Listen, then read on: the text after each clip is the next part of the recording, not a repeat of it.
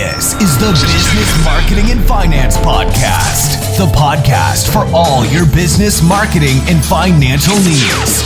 Get insight from experienced professionals as they delve deep into their passions and share their knowledge each week with your host, Daryl James. Like to follow or learn more? You know what to do. Hit that subscribe button now. Welcome everyone to this week's BMF podcast. I'm your host, Daryl James, and I'm here today with Samantha Johnson, wedding and event planner, founder and CEO of Event Fully Yours. Welcome, Samantha, to the Business Marketing and Finance Podcast. Hi, Daryl. Thank you so much for having me. Nice to have you on the show. Now, you recently launched an event creation and planning company this year. Can you tell us a bit about your journey, the type of events you have set up before, and how you made a turning point to who you are today? Yeah, sure. I mean, this is my second official year in the company. Mm-hmm. I suppose the whole vision started when I used to do party planning for children as a hobby. Mm-hmm. But I used to have a 9-to-5 job. I had 2 children, but it's where the children, that's where it started. Mm-hmm. I started to do parties for them, plan events for them around their birthdays and things like that. And a lot of people used to come up to me and say, "You've got a really good eye for detail, Sam. Why don't you take further?" But obviously, as of 2 and, you're trying to pay the bills, you're in your 9 till 5, you never really give it that much thought. Mm-hmm. And then I suppose a year to really build the foundations of business. Alongside still working. So in that year, I did all the foundations to the business, all my market research, looked into who my competitors were in the area, really just trying to find my unique selling point in that year. Yeah. And then whilst I was doing that, I suppose I fell in love with the business. I started to fall in love with the business and fall out of love with the 9 till 5. Mm-hmm. Mm-hmm.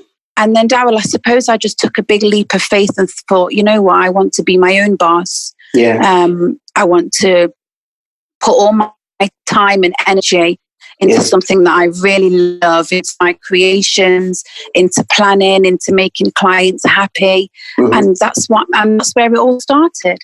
And when you was going through this transition from a 9-to-5 to working full-time in your own business, what was it like? What kind of thoughts was going through your mind? Did you have doubt or was it just complete faith? There was so much doubt. There was so much fear as well, Daryl. I mean, I'm a woman of faith, and there was a lot of times where, I kind of thought to myself, is this going to work? Shall I do this? Mm-hmm. Because obviously when you're in your 9 till 5, when the money's coming in, the bills that you need to pay at the end of the month. Mm-hmm. And when you've got your own business, there isn't that certainty, especially in the beginning. There's never that certainty, that security that you're going to pull in enough money for the month to cover all your overheads. Yeah. So there was a lot of fear, a lot of doubt. But I used to work every other day. So I used to work Monday, Wednesday and Friday. Mm-hmm. And then I used to use my Tuesdays and Thursdays as my Fully Yours days. Yeah. So not only was I going from, work to business every other day. Mm-hmm. So then, the turmoil of emotions, I then just began to take the transition into handing my notice in. Mm-hmm. Mm-hmm. Handed the notice in, and that's when the birth of Event Fully Yours happened 2 years ago. Oh, beautiful. What's a typical day like as an event planner for you? Oh, wow. I mean, no wedding and event is the same. There's never nothing the same. So it's really challenging, but at the same time, because there's always a change in events and a change in weddings and a change in requirements. So it really keeps me busy. It really keeps me on my toes. And it's something that I enjoy, so it never, ever feels like work, Daryl. That's good. Yeah, I really enjoy it. That's good. And do you currently have a mentor guiding you through these last 2 years? Or is it something that you pretty much looked at the market and just knew what you wanted to do, so just carried on doing it and worked with all the, the ups and downs of the last 2 years? So when I was doing it as a hobby, obviously I knew what birthday parties and Christmas, I knew what all that entailed. Yes. With weddings, it was totally different. Why, Daryl, is this is way before I started the company. I did my first wedding for free. And a couple that I know had been let down by their wedding planner. And I thought, you know what, let me do it for you. I'll do it totally free. Yeah. You know, just to get a feel of whether I enjoy the wedding industry. Yeah. And I absolutely loved it. It was a total success. So that was my transition really into weddings, into the wedding industry. So that's how I got into that part of the industry. In terms of mentor, I in that first year of my foundation year, I suppose I built like my team. So then in my circle, then so to speak, I chose an accountant. I have a PR and marketing manager. You know, I chose a small team. Even someone that I look up to in the business, then she was involved. And was just really creating that team for me to then go forward in this and almost for them to keep everything else in check in the background. So all my accounts were in order. That's good. My PR and marketing in order. That's and then the person that I look up to in the industry is really that person that really keeps me on top of what's new in season, what's in trend. That's really good. And how many people do you currently have in your team? I know you mentioned a few. Do you have more in your team, or is that I have, because I do design and styling as well. So that's different from planning. Talk to me a little bit more about that side. Talk to me a little bit more about that. So your design and styling is everybody can afford a wedding planner, Daryl. So sometimes a bride and groom will try to plan their own way and then get halfway through and then maybe think that it's all getting a bit overwhelmed for them. So I offer another service. So I offer various different wedding packages, which consist of the full wedding package, which is from start to finish. Your partial wedding package, which is for those couples that have started to plan it themselves and then it's all got a bit too much. And then I finished it for them. And then I've just on a coordination service or a wedding day management service, so to speak. So then that would be if you've planned your whole wedding, but then you want to sit back and relax on your day. So you just pull me in just to manage the day. The planning side of things, the design and styling side of things is like my wedding. I've like a range of wedding props. And it's doing chair styling, centerpieces, your linen, your napkins, and making everything look pretty, really. So that's the design and styling side of things.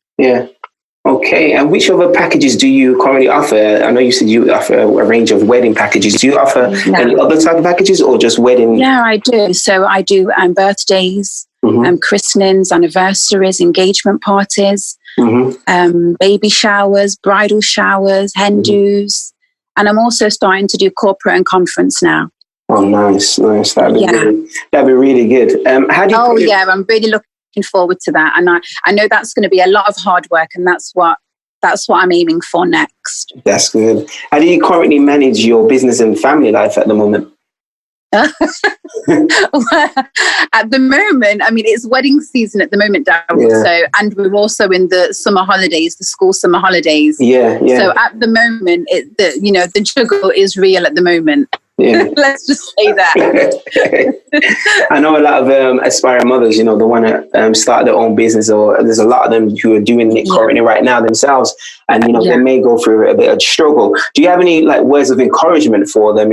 Just juggling, whether they're with a partner or whether they're single. Definitely, most definitely, because obviously, I mean, everything looks easy from the eye, Daryl, doesn't it? And then when you get into the background of it all, it's not so easy. So the only thing that I really would say is if someone has a passion to run their own business, open their own business, and they're looking at the factors of children and work, just make a plan. You know what got me through, Daryl, was me making goals, and not just having a goal in your head and thinking that's the goal, but you make daily goals, you make weekly goals, you make month goals, milestones, and you tick off those goals one by one, Darren. And before you know it, you've come to the end of the month and you're thinking, oh my gosh, I've actually done quite a lot this month.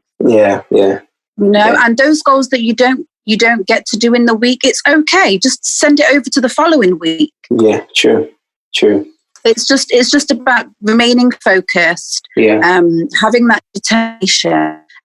Also, you know what also kept me going, Daryl, was have a vision board. What's the why? Why do you want to open this business? Yes. And my why was a better lifestyle for me and my children.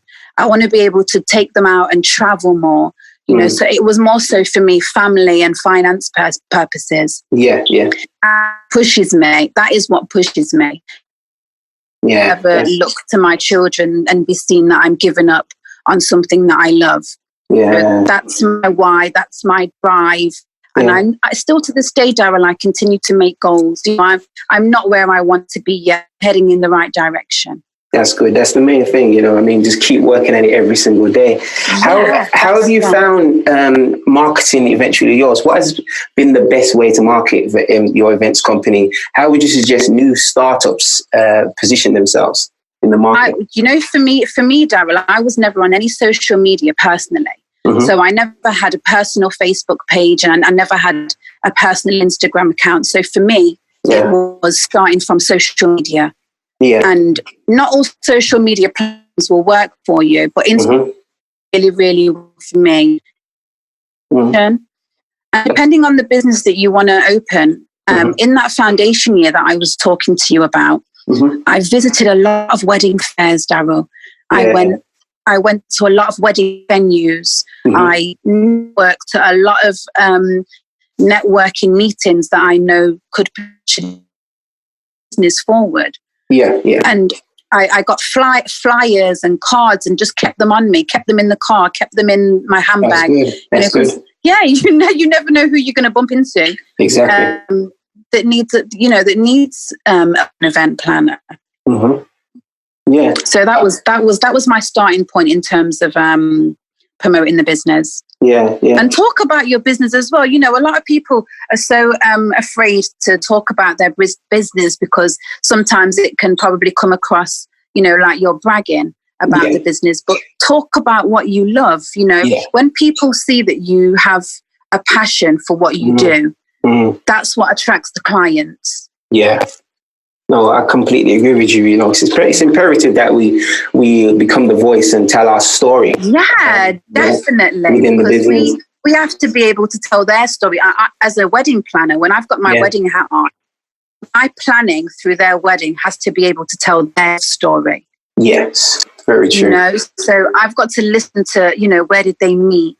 You know, what were the key things in their relationship that means a lot to them? You know, and then in what I do information is then implemented into their wedding day. And it's just the tiny details that matter to them. But if they can see that you're all about your business and you're so focused on it, and it almost when you have a business that makes you happy and it never feels like work, you glow. So the clients pick up on that. They pick up on everything. Yeah, that's very true. Now, have you found over the last 2 years that there's been many ups and downs, or would you say that it's been pretty much an okay ride for the last 2 years? There's been many ups and downs, Daryl, many ups and downs, because obviously, I mean, as a mum of, not everybody has that finance behind them, you know, to plunge money into a business. And I suppose that was the biggest issue for me, because it was keeping the bills paid, keeping the children in their activities and everything that they're accustomed to. Plays academy football, so it's a lot of traveling over out of town for him. You know, some people don't have the money to just plunge business. But Daryl, I just took my time, because I'm in my own race. I'm not in competition with anybody else. I'm in my own competition. I'm in my own race. So I focused on what my goals were, and what I have. If I couldn't afford it last month, I made that I could afford it this month. You know, there's been a lot of investing. I think the first 1 to 2 years, you don't really see it back. But I've been really, really blessed to have, you know, a very busy first year. It's been a very busy second year. And I'll just keep working at it. Really keep working at it. That's really good. Now, if you could tell your younger self anything, Samantha, what would it be? Let's say you could rewind to when you was 10 years old. What would you tell yourself at 10 years old? To have more courage, fear not, and never doubt yourself, Daryl. Never doubt yourself. If you've got a dream, then for me, I think if I could tell my younger self, like, I think I would have told myself, if you've got a dream, just go for it. There's no dream that's too big. I tell my children that now. That's good. Yeah, my son wants to be a famous footballer. I say, go for it. Of course you can be. Of course you can be the next Carlos Tevez. Of course. It's good you know the names. Well, I only know that name because his name's Tevez. Okay. So Samantha, what's the vision of Samantha? What gets you the most excited about the years ahead? Oh, there's so much in the pipeline, Daryl. I guess I'm really, really excited to extend into corporate. Yeah. And that's going to be a whole, the idea for Eventfully Yours is for Eventfully Yours to kind of run itself on the team that I've built. And then I want to branch out into corporate, and corporate is going to have a totally different brand, and it's going to have a totally different feel to it. It's going to be so much bigger as well. That's good. So that's where I want to head. Yeah. And then further beyond that, Daryl, I want to take weddings, events, and what I want to do weddings and destination events. So I want to kind of move this thing abroad in the long run. Fantastic. That sounds really good. Now, finally, Samantha, where can people connect with you for a consultation, or your social media links or website? So they can connect with me anywhere so I'm on Facebook.